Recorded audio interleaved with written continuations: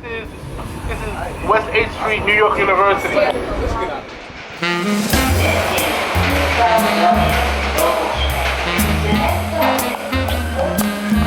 From New York University, you're listening to Conversations, hosted by President Andy Hamilton. In each episode, Andy talks insight, inquiry, and imagination with a leading mind from the NYU community. Hello, everyone. Today's podcast is going to be an NYU story about sustainability, innovation, and entrepreneurship. SeaStraws was founded in 2018 by NYU students. And just to set the stage, SeaStraws provides nationwide distributors and individual restaurants with disposable use paper products that minimize environmental impact. An amazing and important goal. And the company's mission, and we hope it very much succeeds in that mission, is to transform hospitality through sustainable alternatives.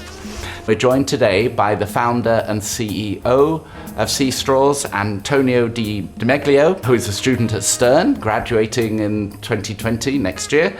We're also joined by co-founder and creative director Chen, who's a student at Gallatin and will be graduating also in May of 2020. Also, other undergraduates, including Sophie Kennedy from the College of Arts and Science, and also 7 other NYU students were all part of this creation of the company. Now, this is such an exciting project. It's such an exciting initiative.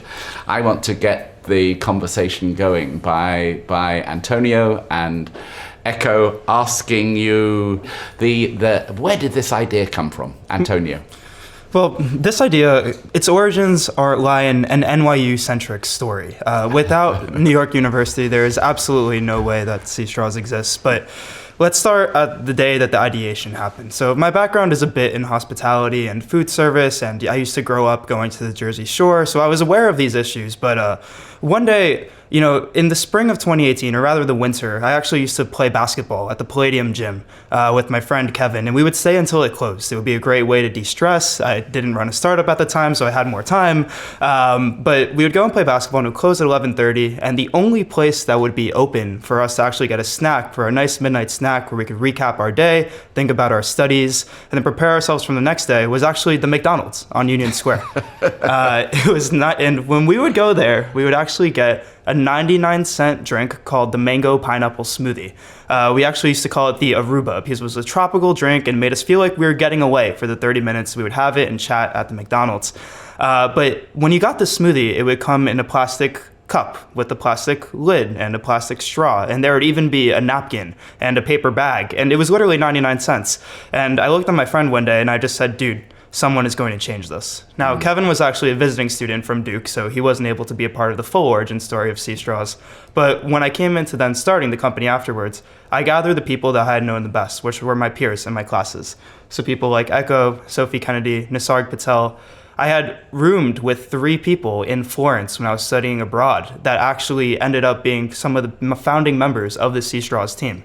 And although the core members are only 4 people to this day, at least between 10 and 15 people have been working on SeaStraws since the inception. So it's an NYU story from start to finish. So Antonio, you had that pivotal moment, that idea in McDonald's, seeing the trash, the plastic filled trash. But that's simply an idea. To go from that then to the creation of a product of compostable, recyclable straws and more recently utensils. We'll come on to that in a second. That's a very large step. What were the key decision points along that way? Well, the first thing I did when I wanted to turn this into a full-on business beyond just an idea was I showed the products to Echo. Yeah. So Echo and I were working at the time at a company called Lux Beverage. It was a coffee company based in Brooklyn.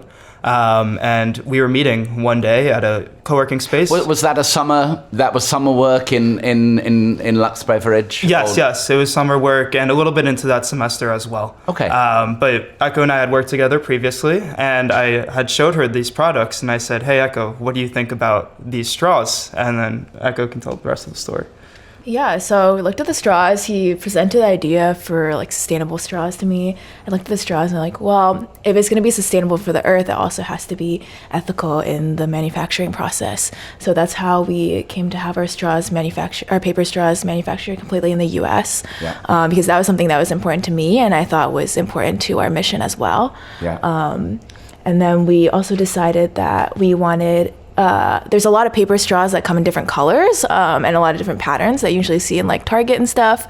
But we decided we wanted to start off with just a few different colors, black, white, and craft at that time, because we really wanted sustainable straws to be more than just a novelty product, to become like a normalized part of the food service industry. Yeah. But you, Echo, you brought your artistic background to the marketing, to the media, even to the color and the shape of the straws themselves.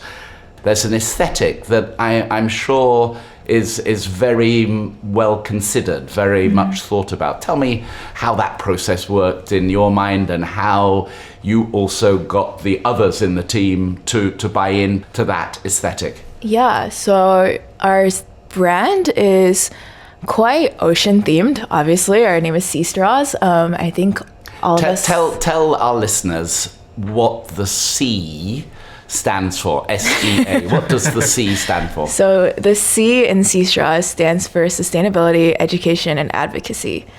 So those are three of the core pillars of our business, and they're the three very special values to our hearts. Yeah. And C. But it gives you a nice ocean also gives feel. you a nice thought of the ocean, which we thought was important. And also keeping plastic out of the ocean. Yeah. So that was one of the core principles of our name and our brand, is to remind people of the ocean and the impact that they're making and what they're working to save when they do choose to use sustainable SeaStraws products, which is kind of the story behind our dolphin, why our color is blue, why our website has a lot of elements reminding people of the beach, of the shore, of marine wildlife. Yeah. Also, our four founding members, we all have special connections to the beach as well. Antonio and I both grew up going to the Jersey Shore. Sophie she went to an island school, and Nassar's from Long Island as well. So it's just that aesthetic reminding us all that when we are eating, and if that eating involves plastic, that there is an impact on the ocean, a potential impact on the ocean, is a clever part of that design that you've come up with. Yeah, I mean, it's a huge issue. By 2050, there will be more plastic in the ocean than there are fish. That's a crazy statistic. That's a horrifying thought. When things like that are about to happen, we are making all these conscious branding choices to make people aware of the choices that they make every single day. Because every day people eat food. And in New York City, for better or for worse, almost everybody eats takeout food every single day. So these disposable products are used by hundreds or billions of people around the world every single day. And we're trying to impact them by giving life to products that are typically thrown in the trash. Yeah. We're not trying to do what people typically do. Our colors aren't green, it's blue. Our logo isn't a turtle, like the turtle video, for example. We don't want to just attach ourselves to one video. It's the dolphin. Yeah. We're symbolizing life in a way that hasn't been symbolized before, and we truly believe that throughout our brand. Yeah, and not to take the ocean metaphor too far, but there's a wave of interest, a huge wave, and your timing seems to be really very, very good indeed to ride that wave and to see the focus of all of the world on plastic in the ocean. Yeah, and we were in this whole straw thing before it was cool. For lack of a better way of saying that. I mean, it was before Starbucks made the announcement, before all the corporate commitments came in. That's actually why our business took off, is that we were 3 to 4 months before, all of that craziness happened in the summer of 2018. Now, you began the company focusing on creating compostable and recyclable straws for drinks. But now you're moving to the next stage, and you're beginning to develop compostable eating utensils, knives and forks and spoons, as well as something that many people use, particularly in the summer, which is ice cream spoons. Yep. And tell me, before we go into the detail, as I'm fascinated to find out about the building of the company, tell me what gave you the confidence. So in terms of the utensils, President Hamilton, there is a huge issue in our industry of greenwashing. So greenwashing. So greenwashing is when products are marketed as green or eco-friendly, but in reality they actually aren't. So there's one material called PLA. It is formed through cornstarch or sugarcane, and although it is compostable in industrial facilities, it is not naturally biodegradable. Less than 1% of cities around the country actually have access to industrial compost, but there are these big brands such as Eco Products, World Centric that are marketing these PLA straws and other sustainable products like cutlery as if they are completely biodegradable. And this is a huge problem. So when we came together, and Sophie and I sat down one day and we said, okay, we're ready to make the switch. We have the distribution, we have the clients, so we'll be ready for this. What products do we want? It was a very, very core decision to our values of the company from the very beginning that we were not going to put PLA products within our product catalog, and we were not going to use our science and research and development to develop PLA products. So we chose birchwood as a material for us to use for the cutlery and everything like that. And we knew that because the market of eco-friendly cutlery was saturated with these PLA products so far, if we were to come in and educate the consumers, they would say, okay, I want to make the actually sustainable switch to the backyard compostable item. And that's what gave us the confidence. Yeah, and Echo, you've talked very much about the ethical sourcing of materials. Tell us about birchwood and where it's grown and the nature of the origin of that wood and its own sustainability in its production. Yeah, so birchwood, all of our birchwood that our color is made of is made from renewable forestry, which means that it's sustainably and responsibly logged so that you're not causing massive deforestation, and they're planting back trees to replace the trees that they're cutting down to make the cutlery, which obviously gives back to the earth. And then birchwood in particular is really durable and it grows very fast, and it actually uses less water, I think, than the typical wood that we use, which makes it sustainable in that way. So that's why we chose birchwood. And in terms of design, are you able, the utensils, cutlery has a particular function, and that's to both poke with a fork and cut with a knife, and obviously getting an edge on a knife that is usable and will allow you to cut a reasonably firm piece of food, whatever, vegetable or even meat. You can do that with birchwood. I would say it's much stronger than plastic. Like the cutting ability on our birchwood knife is actually excellent. I'd like to come back to this greenwashing point that you spoke about a second ago. You suggested in your comment about PLA that really there should be greater regulation. The medical profession cannot claim medical properties for drugs or for devices without evidence and without approval. It sounds like we should be pushing for policy changes and law changes that require, eco claims of compostability, degradation in a similar way. Absolutely, and this is what we're going to continue to push for in terms of the New York City and New Jersey, for example, which hasn't banned any single-use plastic so far, besides the plastic bag ban that's going to come into effect. But in terms of our products like the cutlery or more of those single-use items that aren't bags, they haven't been banned yet. And what's coming up for us at this point is focusing really on the educational aspect and working with even the nonprofits to make sure that the government officials and the little companies that are the small restaurants actually, are aware of these issues. But a cool thing about us is that we're on the ground, right? So we're kind of like the voice of the little guy, especially in New York City. You know, for example, I visited one of our clients is Orchard Grocer. They're a small vegan cafe on the Lower East Side. And, you know, I visited them once and they said, hey, Antonio, you know, we had bioplastics at first and our industrial composter was not picking them up because they took too long to biodegrade. And now something like that from a small cafe owner on the Lower East Side is not going to be taken to the city government in any way. And it kind of revolves around a sustainable business to kind of let those voices be heard. And that's what we feel like our role is moving forward.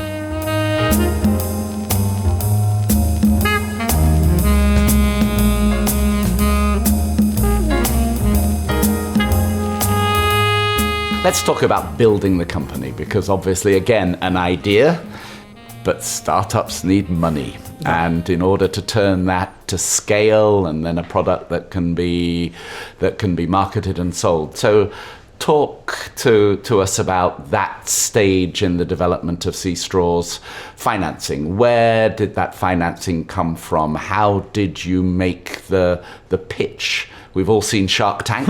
You know, how did you make was it just like that? How did you make the pitch to get that early financing that allowed you to begin to grow the company? Well, the absolute first financing that SeaStraws ever received was actually the Stern Social Impact Stipend. It was only a couple $1,000s. It wasn't anything too crazy, but when we first started off the company, it was definitely helpful in getting us off the ground. Every journey starts with a single step, and so that's an important point. Yeah, it really does. And, you know, we were able to, you know, we did pretty well that first summer in terms of growing our sales and being able to grow our business. But like any growing startup, you have to make investments in long-term things, and we realized that we needed financing. And my other co-founder, Nisarg, and I actually did a pitch at a Stern Club event. The club was, I'm forgetting the club's name. It was a social impact-oriented club in Stern. Yeah. And we pitched to them, and somebody in the audience actually said, hey, I'm interning for this VC. They're called Quake Capital. We're running a college student program. The pitch is next week. We would love to have you guys on board. And it was a nationwide competition, basically, to become a part of their accelerator program.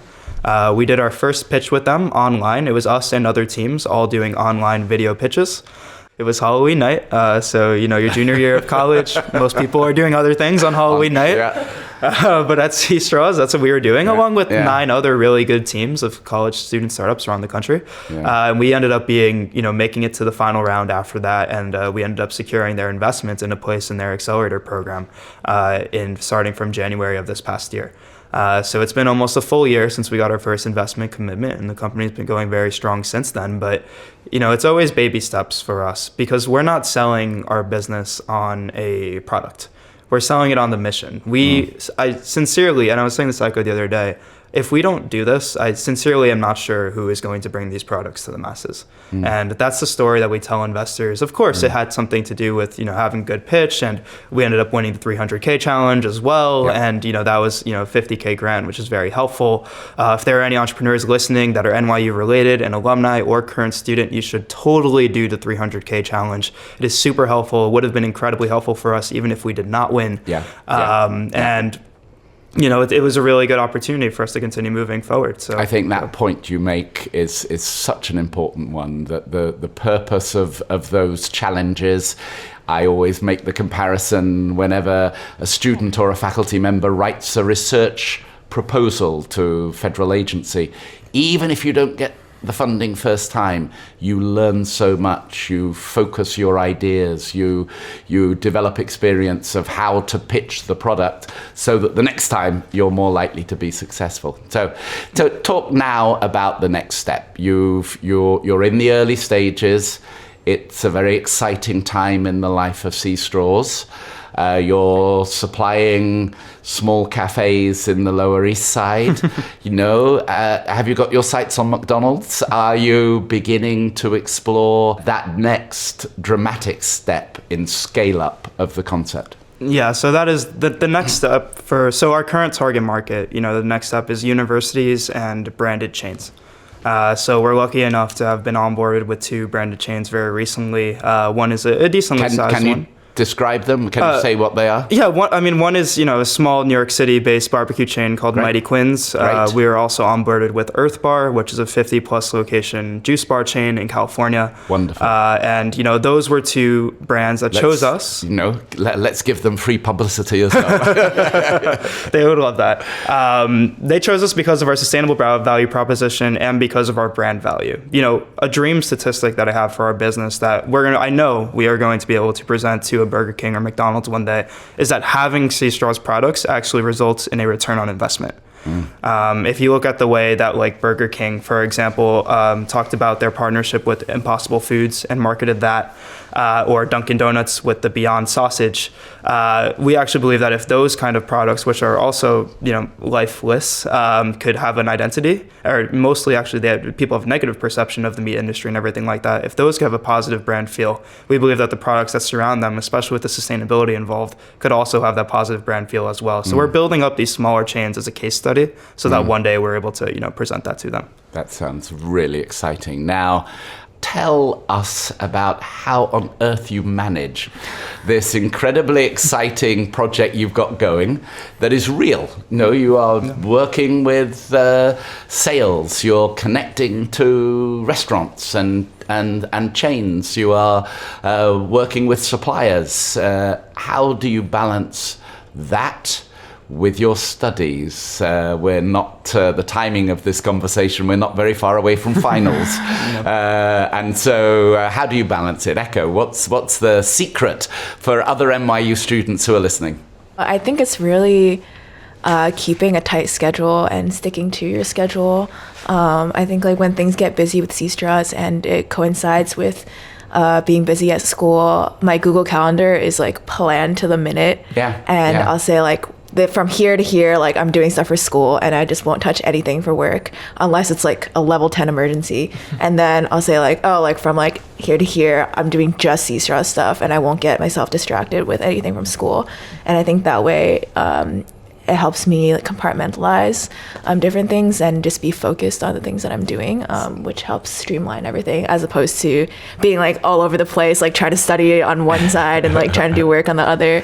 But yeah, I think also having a great team is integral to being able to juggle school and startup life and everything else.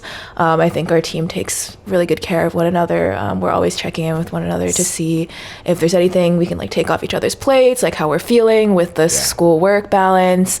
I think we're also surrounded by a lot of people who support us here at NYU, like our professors, like our mentors at the E-Lab, who are always just giving like great advice on how to manage everything and encouraging us through it all, which really means a lot. Yeah. You're both young. You're both early in your careers, your lives. You're still students, but you're clearly already planning those next steps after graduation next May. Now, is being young and an entrepreneur in this area, is that a good thing or is it a detriment? Do you find the benefit of your relative youth actually helping you in your interactions with the people who you must persuade, or does it work against you? So I would say that being young isn't particularly good. It isn't particularly bad, but it is an opportunity. Yeah. And people will look at you differently because you're young. I mean, to be frank, and that's not always easy. Like at an event 2 nights ago, somebody saw me and Sophie, was an investor, and then he said, oh, they were adorable. Their presentation was adorable. That insinuates that he didn't take us seriously, right? Yeah. There's nothing wrong with that. I mean, clearly we are young, and that is what it is, right? But it also proves that we can be the face of a generation for a product, a group of products rather, that do not have a life attached to them right now. People typically just throw these products in the trash. We have a very simple part of our deck, where our presentation deck, that just has the text, imagine a world where this didn't exist. And it's just your typical picture of a New York City trash can with a bunch of food service packaging items, disposable items, all around it, on top of it, and littering the floor. It's a very simple problem that we're trying to solve, and given our generation's ability to really put climate change to the top of the national conversation, people will look at us as the experts of this because they know that we're just into this problem and we've researched it and we believe in climate change more than the average person does. For better or for worse, I spend a lot of my time talking to people every day that are between 40 and 60 years old. That's the level of people, that's usually the age of people that own restaurants or are in the C-level roles at these kind of chains. And that's just a fact, but they actually, because sustainability is our core value proposition, it does benefit us because people will say, okay, these guys actually do know what they're talking about here. When you approach potential clients for the SeaStraws products, do you do an analysis? Are you knowledgeable of the profile, the age profile in particular, the generational profile of those who go to the restaurant? And certainly I would imagine, not based on evidence, but I would imagine that many fast food outlets, there is a very strong younger clientele rather than older clientele. Is that true or not? Well, it is true that young people tend to go out to eat more, right? I mean, there's not a lot of disposable income, but if we're talking about fast food specifically, those are the places that are frequented a lot by high schoolers or by, college students that want to be cost efficient. With that being said, though, for the restaurant owners, it is always important to balance their beliefs and purpose with their beliefs and profit as well. And, our products, for lack of a better way of explaining it, are more expensive than plastic products.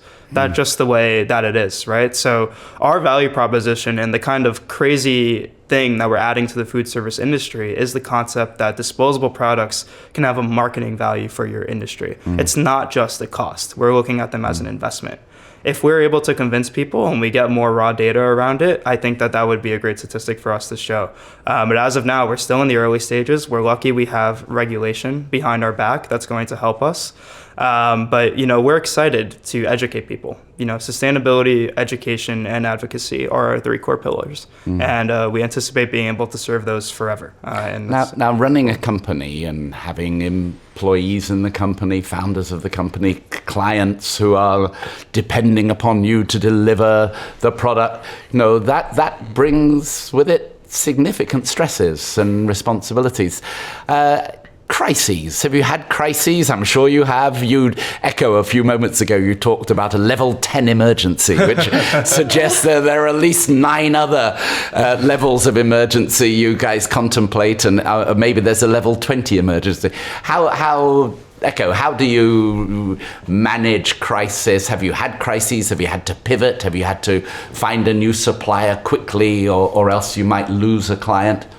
What's our favorite crisis? What's our choice of crises today? Are there so many?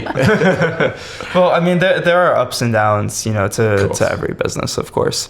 Running a supply chain is often the forgotten part of our business. To be honest, I run it very closely, and I focus during the daytime on doing meetings and talking to people and interacting with investors and things like that. So honestly, it is kind of like this passive work that happens at night, mostly out of my own hands. To be honest, but when I do need to get involved, it does get a bit tricky, right? So when a customer, for example, so NYU, for example, a couple of days ago, just reached, their main partner for their dining services, reached out and said, hey, we need some cases to be delivered to Sidestein, the Weinstein Dining Hall, Sidestein, by a week from now, and then we'd say, okay, we have to go in and then make it happen. There are those kind of urgent requests that are always there. I will say that, it's important to balance customer experience with customer relationships, though, because the thing is, so the contact that we have at NYU, her name is Mona Lisa. She's wonderful. So if Mona Lisa called us that day and I said, actually, we're having a supply chain issue, we can't do that in 1 week, it actually would have been okay for us because the customer relationship is so good. And our moat literally is the concept of the love almost that these customers have for our products, for our mission, and for our company. We believe that although there are always issues, as long as the customer relationship there and the trust is there between us and our relationships with our distributors, restaurants, any type of person, end user, an individual that buys a straw on our website, if any of those people have an issue with us, we're going to contemplate it. We even got a customer service message on the morning of Thanksgiving. Somebody didn't receive their straws in time, and although it was already in UPS and we couldn't do anything about it, it was just one day late because of the holiday. We just had to explain that to the customer. But we have issues, all the time. And that's the nature of running a business. Yeah.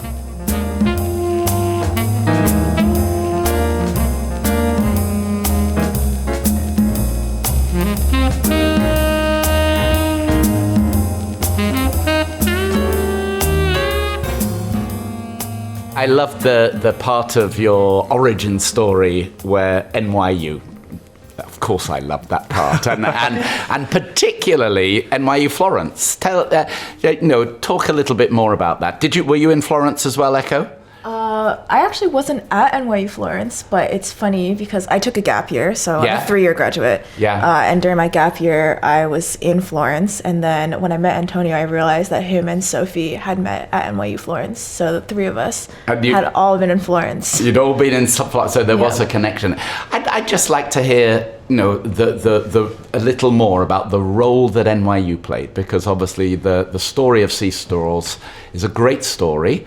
And we are very keen at NYU across the university to have a Gallatin student and a Stern student. Here today is a great example of that, to encourage entrepreneurship, to encourage students with the vision, the idea, the energy, to create something new, and particularly something new that will change the world for the better. And the experience that you had in that dorm room at NYU Florence could that dorm room have been anywhere? Was it being in Italy that was special, that threw you all together? How was that NYU connection really come to pass? So being abroad together with, some of the people that founded this company was essential in SeaStraws' story, without a doubt. Sophie and I were on the first cab ride out of the Florence airport together. We were not on the same flight. We were not even in the same line. We did not even arrive at the same time, but we were on the same cab. And we talked to each other, and we ended up living in the same dorm. And in Florence. In Florence. And there was absolutely no reason for that to happen. Zero. It turned out we had one class together, which was a marketing class. So we ended up kept talking there.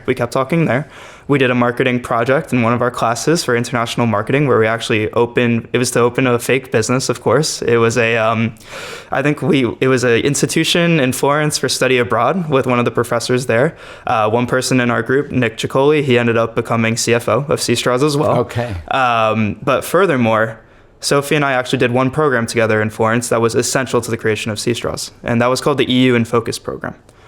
This program was a selective program out of NYU Florence that you had to apply for, in which I think around 10 or 20 people were chosen out of the applicant pool, and you got a free trip to Brussels to be able to go there, speak to the people at the EU, and guess what we worked on?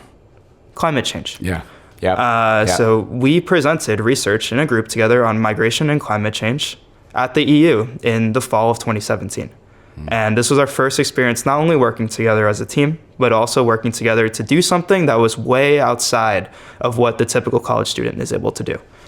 That opportunity to work in a group and go to the EU and present it to actual commissioners of the EU in Brussels on a trip that was a beautiful trip funded by NYU completely. That level of opportunity does not happen at every institution, and that set the boundaries for me and Sophie's relationship to this day. Was that one trip? So that your first experience of pitching an idea was to the European Union. That's not bad. Place to get started. Seriously, it's fascinating to hear that, because it really does reinforce something that we all at NYU know is the benefit of the global network. Yes, of course, it's exposure to an international culture, a new language, but it is also taking NYU students from across the university and mixing them together and having them work together and working through the kind of academic problems and challenges they have. So here you are at NYU. Your families, I'm quite sure, thought you were spending all of your time in the library studying. What's been the reaction of your friends and families at home when you go back and tell them that actually, in addition to studying hard, you've also been creating something very special? So for my friends and family, it was definitely a huge shocker. I mean, they were aware that I love the food service industry and that I really like sustainability, right? But I did go to NYU Stern, and there is a kind of stereotype, of course, with Stern that you're going to go there, you're going to go into finance, consulting, investment banking afterwards, something like that. And candidly, I do think that that's what a lot of my friends and my family did expect out of me after going there. With that being said, that wasn't my experience at all. I did not feel pressured in Stern to do something like that, but what happened was that I just felt like this was the right time for SeaStraws. So when I told my family that, I really focused on, guys, if we don't do this now, I don't know when this is going to happen. And of course, there's a risk, right? There's no guaranteed income in starting a business. You're in school. You want to make sure that your time is allocated properly. But of course, it was shocking. But I think as of now, they're able to see the impact that we're having, not only on, a bunch of different restaurants, hundreds of restaurants around the country. We've sold 5.6 million straws so far. It's not about that, though. It's about the impact on our local community. And I know my dad feels very nicely about NYU, and he loves the school, and he loves the fact that I go here. And he wants me to make sure that I have a real feeling for pride on the university. He loves to wear his NYU hat, scarf, everything like that. So, yeah. Well, and let me reinforce what you said about Stern, because of course Stern has had a tradition of strong connections to the world of finance, but boy, for many years it has focused a lot of attention on entrepreneurship. I think of the Berkeley Center for Entrepreneurship, the relatively recent Endless Frontier Lab, which is encouraging students, MBA students and undergraduate students, to get involved with other members of the NYU community in starting companies, in creating business plans and thinking through what those next steps can be. Echo, what was your experience when you went home to tell everyone that you were now following the path of Stephen Jobs as an entrepreneur? I don't know if we're following the steps of Steve Jobs, but I think my family and friends are proud. I think my parents love NYU. I think that's what they expected and wanted to see out of my time here, that I would be taking the opportunity that is like being in the city and being surrounded by so many different brilliant students and from different schools. Especially being in Gallatin, we really focus on like collaboration and different trains of thoughts. I think they were like, yes, like this is what was supposed to happen. Just to go to school in New York, study obviously, but also really take advantage of all the different opportunities that this university has to offer and the city has to offer. I think I've loved the environment since I was a little kid. And I obviously have a background in art as well. So I think it didn't come as like a shocker to anyone. But I've just been blessed by a lot of support from my friends and family, and also I'm so my Gallatin pleased community. to hear that they're proud of you, because they should be proud of you. Oh. You've achieved a great deal. There's lots more to come, we know. Here in front of us today, we have a Stern student and a Gallatin student, different parts of the university, the potential for medical school students and engineers, for social workers and economists, the potential for cross-connection from students with different backgrounds, different areas of knowledge and expertise, but when they come together, something much greater than the sum of the parts results. And it's quite clear that SeaStraws is a good example of something much greater than the sum of the individual founders has been created. Absolutely. Well, let me thank you both very much for participating today. It's been a great story. And let me wish you the very best of good luck in the next months and years for SeaStraws. I am looking forward to walking into a McDonald's and seeing SeaStraws utensils there. Keep focused on that. Thank you both very much indeed. Thank you. Thank you so much, President Hamilton. It was an honor to be here.